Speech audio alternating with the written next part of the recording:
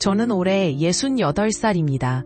은퇴 후에는 조용한 시골에서 삶을 즐기고 있지만 한때는 서울에서 수많은 사람들과 어울리며 바쁜 나날을 보냈습니다. 장사를 오래 하다 보니 거래처도 많았고 친구도 풍부했죠. 그래서 사람들을 잘 알아본다는 얘기를 종종 들었습니다. 사실 제가 사람을 판단할 때 항상 중요하게 생각하는 한 가지 기준이 있었습니다. 그것은 바로 그 사람과 함께 식사를 해보는 것이었습니다. 말을 어떻게 하고 어떤 옷을 입느냐보다도 밥자리에 함께 앉아보면 그 사람의 본 모습이 드러나기 마련입니다. 처음엔 이상하게 들릴 수 있겠지만 제 경험담을 하나 들려드리겠습니다. 약 10년 전 제 가게에 자주 오던 단골 손님이 있었습니다. 그는 깔끔하고 믿음직스러운 인상을 주었고 항상 상냥하게 인사를 건네줬습니다. 처음에는 그런 모습에 저도 자연스럽게 호감이 갔습니다. 그러던 어느 날 그가 제게 이렇게 말했습니다. 사장님, 혹시 저랑 같이 일해보실 생각 있으신가요? 지금 같이 사업하자는 분이 계신데 사장님이라면 정말 믿을 수 있을 것 같다고 하시네요. 순간 마음이 흔들렸습니다. 그의 진지하고 예의 있는 제안에 선뜻 거절하기가 어려웠습니다. 그래서 제가 제안했습니다. 일은 천천히 얘기하더라도 우선 밥 한 끼 같이 합시다. 그는 흔쾌히 동의했고 우리는 근처 식당으로 향했습니다. 어느 날 굉장히 이상한 경험을 했습니다. 그 사람은 식사하는 태도가 정말 낯설었어요. 직원에게 말투도 퉁명스러웠고 심지어 물 한 잔도 직접 따르지 않고 그냥 마신 겁니다. 그리고 국물 한 숟가락을 먹더니 이 국물은 왜 이렇게 짠가 하면서 얼굴을 찌푸리는 게 아닌가요? 결국 음식을 남기고선 다 직원에게 떠넘겼습니다. 그 모습을 보고 확신했습니다. 이 사람하고는 절대 함께 일할 수 없다고요. 말은 그럴듯했지만 진짜 모습은 그 밥상에서 다 드러났던 거죠. 또 다른 일을 말씀드리자면 우리 마을에 혼자 계시는 할머니가 한 분 계세요. 어느 날 손녀가 할머니께 반찬을 가져다 드린다고 하길래 제가 같이 가겠다고 했습니다. 마침 할머니께서도 우리를 반기시며 밥을 준비해 두셨더라고요. 소박한 밥상이었지만 손녀가 얼마나 예의 바르고 사랑스럽게 행동했는지 모릅니다. 할머니, 이거 제가 덜어드릴게요 하며 나서는 모습이나 와, 이 김치 정말 맛있어요. 어떻게 이렇게 맛있게 담그셨어요? 하고 칭찬을 아끼지 않는 모습에 감동했습니다. 그날 저는 조용히 깨달았습니다. 한 끼 식사 속에 사람의 마음, 성격, 인격이 모두 드러나는구나 하고요. 덕분에 손녀가 더 사랑스럽게 느껴졌습니다. 사람을 제대로 알아간다는 게 정말 쉽지 않습니다. 그렇지 않나요? 사람이란 알다가도 모를 존재입니다. 정말 오랜 시간 함께해도 그 속마음을 온전히 알기란 쉽지 않죠. 그런데도 사람의 진짜 마음이 드러나는 순간이 있습니다. 바로 식사 자리에서 말입니다. 식사 중에는 아무리 가면을 쓰더라도 한계가 있기 때문입니다. 음식을 먹는다는 것은 단순히 배를 채우는 행위가 아닙니다. 그 과정 속에서 우리는 그 사람의 생활 습관, 다른 사람을 대하는 태도, 감정 조절 능력, 그리고 인격의 깊이까지 엿볼 수 있습니다. 대개 식사 중에는 경계심이 풀리기 마련이기에 그 순간만큼은 가식적인 말과 행동을 잠시 내려놓게 됩니다. 그렇기 때문에 진짜 성격이 자연스럽게 드러나게 되는 것이죠. 그래서 저는 어떤 사람을 제대로 알고 싶다면 우선 그 사람과 한 끼 식사를 나눠보라고 권하고 싶습니다. 그 짧은 시간 속에서도 의외로 많은 것을 느끼게 되니까요. 그렇다면 식사 자리에서는 어떤 모습들이 구체적으로 드러날까요? 먼저 본성은 편안한 순간에 무심코 나타난다는 점입니다.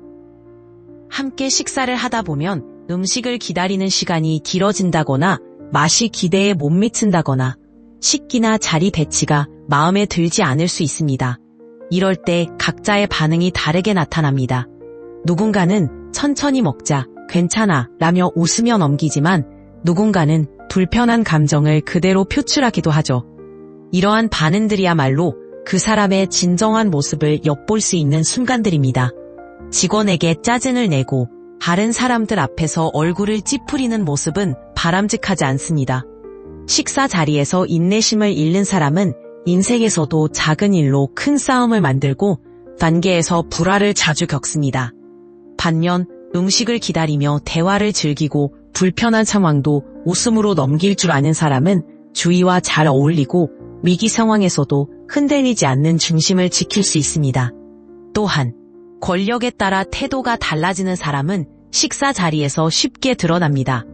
식당에서 직원들에게 어떤 태도를 보이는지를 살펴보면 됩니다. 겉으로는 예의 바르고 친절해 보여도 자신보다 약하다고 생각하는 사람 앞에서는 고압적인 태도를 서슴지 않습니다. 말을 함부로 하거나 무시하는 행동을 보이며 사소한 실수에도 예민하게 반응합니다.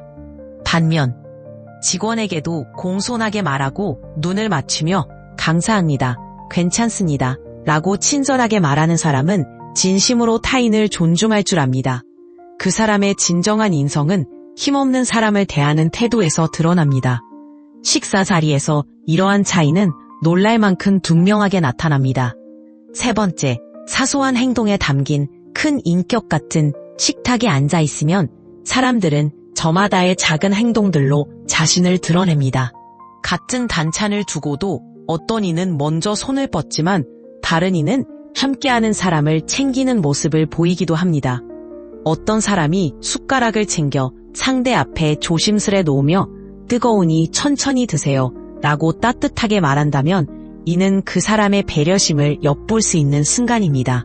반찬이 자기 쪽에 있다면 이거 좀 드셔보세요 라며 권하거나 먼저 물을 따라주는 사람은 자연스럽게 남을 배려하는 마음이 몸에 배인 것입니다. 반면 말없이 자기 것만 챙기고 누군가 작은 고움의 신기를 필요로 할 때도 무관심하게 행동하는 사람이라면 그 사람의 성향은 다소 자기중심적일 수 있습니다.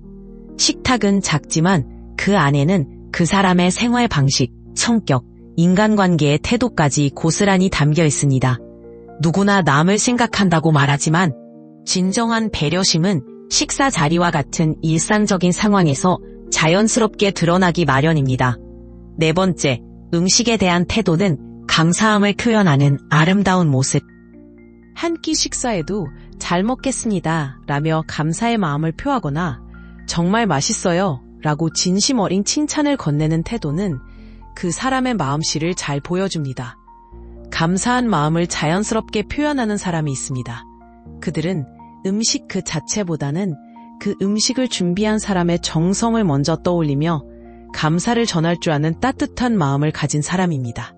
반면에 어떤 사람들은 음식이 마음에 들지 않으면 불평하고 식사 중에도 휴대폰을 놓지 못하며 무심하게 시간을 보냅니다. 심지어 감사의 말 한마디 없이 자리를 뜨기도 하죠.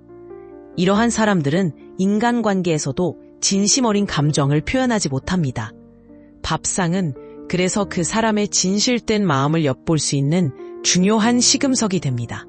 다섯째, 음식 취향을 넘어서 대화의 태도에 집중해야 합니다. 함께 식사한다는 것은 단순히 배를 채우는 행위가 아니라 서로 마음을 나누는 소중한 시간입니다.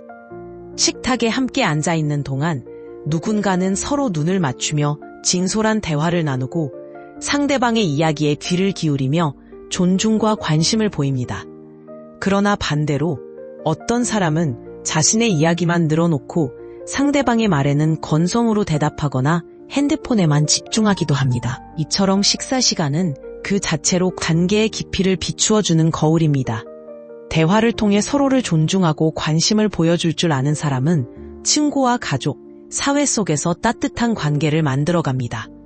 밥을 함께 먹는 방식은 결국 인간관계를 유지하는 방식과 다르지 않습니다. 여섯째, 식사 속도와 자세도 그 사람의 힌트를 제공합니다.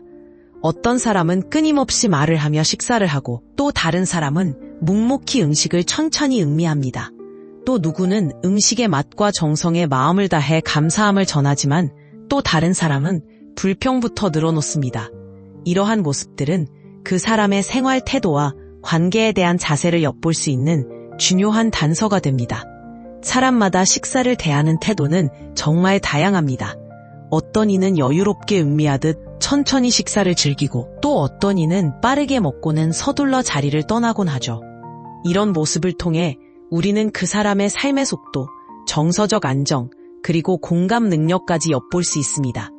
함께 천천히 정성을 다해 식사하는 사람들은 대체로 인생을 진지하게 살아가려는 경향이 있습니다. 반면 단 한 번의 식사 자리에서도 이 사람과는 다시 만나기 어렵겠다는 느낌이 드는 경우도 있죠. 반대로 처음 만나도 한 끼 식사로 마음이 따뜻해지고 또 만나고 싶어지는 사람도 있습니다. 누구와 함께 식사를 한다는 것이 불편하다면 그 관계는 이미 한쪽이 감정적으로 힘들어하고 있다는 신호일지도 모릅니다. 관계라는 것은 결국 밥 한 끼를 편안히 나눌 수 있느냐 없느냐가 중요할지도 모르겠습니다. 함께 밥을 먹는다는 것은 단순한 식사를 넘어 잠시나마 그 사람의 삶에 독해나는 일입니다. 그 짧은 시간 속에서도 사람의 진심, 배려, 존중, 여유, 그리고 관계를 유지하는 능력 등이 자연스럽게 드러나게 됩니다. 그래서 저는 처음 만나는 사람에게 이렇게 제안합니다. 말은 천천히 나누고 우선 함께 밥을 먹으러 갑시다. 그 속에 모든 것이 담겨 있기 때문입니다. 그리고 함께 식사를 하면서 느끼게 되는 감정은 거의 틀리지 않습니다. 누군가를 진정으로 알고 싶다면 많은 말이나 이력서를 넘겨받기에 앞서 밥 한 끼를 함께 해보십시오. 식사는 거짓말을 하지 않으며 그 사람의 진실된 모습은 결국 숟가락질 속에 담겨 있습니다. 삶 속에서 다양한 사람들과 상황을 마주하면서 진정한 관계를 구분하는 것은 매우 중요합니다. 로버트 그린의 인간 본성의 법칙에 따르면 우리는 각자 가면을 쓰고 살아가지만 특정한 상황에서는 이 가면이 벗겨지곤 합니다. 그때 비로소 본 모습이 드러나게 되는 것이죠. 사람들은 흔히 스트레스를 많이 받거나 자신의 콤플렉스가 자극되는 상황에서 자신을 본능적으로 방어하려는 경향이 있습니다. 학벌이나 외모에 대해 콤플렉스를 가진 사람이 비슷한 상황에 놓일 때 그동안 억눌려왔던 열등감이 갑자기 터져나오며 예상치 못한 행동을 보일 수 있죠. 이런 반응은 우리가 인간 본성의 숨겨진 면을 엿볼 수 있는 흥미로운 기회가 되기도 합니다. 또 다른 예로 자신에게 부족함이 없다고 느끼는 상황에서의 행동을 살펴볼 수 있습니다. 이를테면 식당의 직원이나 주차 관리 요원, 택시 기사님들에게 어떻게 대하는지를 통해 그 사람의 진정한 모습을 파악할 수 있습니다. 만약 이런 상황에서 예의와 존중을 보이지 않는 사람이라면 그들의 인간성을 다시 한번 생각해 볼 필요가 있습니다. 이러한 작은 행동들 속에서 우리는 진실한 인간관계를 식별할 수 있는 힌트를 얻을 수 있습니다. 최근의 한 사례를 공유하겠습니다. 오랜만에 만난 친구와 점심을 먹으며 메뉴를 보던 중 친구가 웃으며 "오늘은 네가 맛있는 걸 사주는 거지?" 라고 했습니다. 단순한 농담처럼 들릴 수 있지만 이런 말투를 통해 그 사람의 기본적인 태도를 엿볼 수 있죠. 항상 먼저 이익을 얻으려는 태도나 조금이라도 손해를 보지 않으려는 모습은 관계를 지치게 만들 수 있습니다. 상대방이 느끼는 감정은 결국 그 관계를 지속하는 데 중요한 척도가 됩니다. 애덤 그랜트의 기브 앤 테이크에서는 사람을 3가지 유형으로 나눕니다. 먼저 주기만 하는 기버, 받기만 하려는 테이커, 그리고 상황에 따라 주고받는 매처가 있습니다. 만약 계속해서 테이커의 행동을 보인다면 주변 사람들은 자연스럽게 경계하게 되고 이는 결국 그 사람을 고립시키고 인간관계를 단절시킬 가능성이 높습니다. 이러한 행동의 반복은 사회적 신뢰의 붕괴로 이어질 수 있습니다. 그렇다면 우리가 신뢰할 수 없는 사람을 어떻게 구별할 수 있을까요? 업무를 맡긴 후에도 끊임없이 관여하고 의심하는 사람들은 장기적으로 함께하기 어려운 유형입니다. 이런 행동은 그들이 타인에게 신뢰를 받아본 적이 없거나 어떻게 믿어야 할지를 모른다는 것을 보여주죠. 이러한 문제는 단지 업무 관계에서만 나타나는 것이 아니라 일상의 인간관계에서도 발생합니다. 일을 맡기면 신뢰하는 것이 기본인데 이를 이해하지 못하는 사람과는 지속적인 관계를 유지하기 어렵습니다. 그리고 작은 약속을 반복적으로 어기는 사람 또한 주의해야 합니다. 이메일 보내드리겠습니다. 혹은 내일까지 준비할게요. 같은 작은 약속을 자주 어긴다면 상대방이 나를 중요하게 생각하지 않는다는 신호일 수 있습니다. 사소한 약속이라도 꾸준히 지키지 않는 사람과의 관계는 종종 상처로 이어질 가능성이 높습니다. 이런 패턴이 반복된다면 우리는 그 관계에 대한 상대방의 태도를 냉정히 평가해야 합니다. 또한 자신의 필요에 따라 무리한 요구를 하면서 상대방의 시간을 존중하지 않는 사람들도 조심해야 합니다. 이런 태도는 예측 가능성을 무너뜨리며 상대방에게 무력감을 주게 됩니다. 예측 가능성은 신뢰를 유지하는데 매우 중요한 요소입니다. 상대방의 필요만을 앞세우는 태도는 관계를 지치게 만들 뿐 아니라 결국 그 관계를 파국으로 몰고 갈 수 있습니다. 반면에 우리의 진정한 편이 되어줄 사람의 특징은 무엇일까요? 나의 겉모습이 아닌 본질을 이해하며 성공은 물론 실패의 순간에도 진심으로 공감해주는 사람입니다. 예를 들어 승진에 실패했을 때 너라면 더 좋은 기회를 만들 거야 라고 진심 어린 격려를 해주는 사람은 진정으로 나를 아끼는 사람일 가능성이 큽니다. 삶에서 지지와 영감을 주는 중요한 기반이 됩니다. 슬픔에는 많은 이들이 공감해주지만 진심으로 기뻐해주는 이는 드뭅니다. 질투나 경쟁심 없이 순수하게 내 성공을 축하해주는 사람이야말로 진정한 내 편이죠. 그렇다면 성공적인 인간관계를 위해 우리는 어떤 자세를 가져야 할까요? 중요한 것은 진정한 친구를 사귀는 한편 내실을 다지는 전략적인 사고입니다. 상대방의 입장에서 생각하고 내가 줄 수 있는 것을 파악하되 자신의 한계를 넘지 않도록 조절하는 것이 중요합니다. 예를 들어 누군가를 도울 때 그 행동이 내 생활에 과도한 부담이 되지 않도록 해야 합니다. 도움의 한계를 스스로 정하는 것은 건강한 관계를 유지하는 데 큰 역할을 합니다. 동시에 상대방이 진심으로 도움을 필요로 하는지 파악하는 능력도 필요합니다. 애덤 그랜트는 성공한 기버의 특징으로 스마트하고 전략적인 사고를 강조합니다. 단순히 주기만 하는 사람은 금방 지치거나 이용당하기 쉽지만 전략적인 기버는 자신의 행동이 어떤 긍정적 영향을 미칠지 생각하며 그것이 자신에게도 좋은 결과를 가져오도록 조율합니다. 진정한 인맥은 무작정 주는 관계가 아니라 서로에게 긍정적인 영향을 주고받는 균형 잡힌 관계에서 나옵니다. 그리고 진정한 내 편을 알아보는 중요한 기준은 기쁨과 슬픔을 함께 나눌 수 있는 사이인지 확인하는 것입니다. 슬픔의 순간에 위로해주는 사람은 많지만 기쁨의 순간에 진심으로 축하해주는 사람은 삶에서 가장 소중한 인연이 될 수 있습니다. 이처럼 인간관계는 우리의 삶에 깊은 영향을 미칩니다. 관계의 진정한 가치는 많은 사람을 만나는 것보다 소수의 진정한 관계를 맺는 데에서 발견할 수 있습니다. 관계 속에서 자신을 더 잘 이해하고 성장할 수 있는 기회도 얻을 수 있습니다. 건강한 관계는 단순히 스트레스를 감소하는 것을 넘어 삶의 질을 크게 끌어올리는 중요한 요소입니다. 인간관계의 본질은 단순한 교류를 넘어서 서로의 삶에 지속적으로 긍정적인 영향을 미치는 데 있습니다. 이런 관계는 우리의 정서적 안정감을 제공할 뿐만 아니라 목표를 향한 강력한 동기부여가 되기도 합니다. 예를 들어 좋은 친구나 동료와의 깊이 있는 대화는 가끔 우리가 직면한 어려움을 극복할 수 있는 새로운 시각을 제공합니다. 또한 이러한 관계는 우리가 더욱 생산적이고 창의적으로 살아가도록 돕습니다. 관계를 지속하는데 가장 중요한 요소는 진정성입니다. 가식적인 태도나 표면적인 친절은 장기적으로 신뢰를 훼손할 수 있습니다. 반대로 진심 어린 말과 행동은 관계의 기초를 다지고 서로를 깊이 이해하는 데 중요한 역할을 합니다. 때로는 솔직한 대화와 갈등 해결의 과정이 관계를 더욱 단단하게 만들기도 합니다. 오늘의 이야기가 여러분께 자신의 인간관계를 돌아보고 주변 사람들을 더 깊이 이해하며 건강한 관계를 구축하는데 작은 도움이 되었길 바랍니다. 이 영상이 유익하셨다면 구독과 좋아요 부탁드립니다. 앞으로도 더 많은 유익한 이야기로 찾아뵙겠습니다.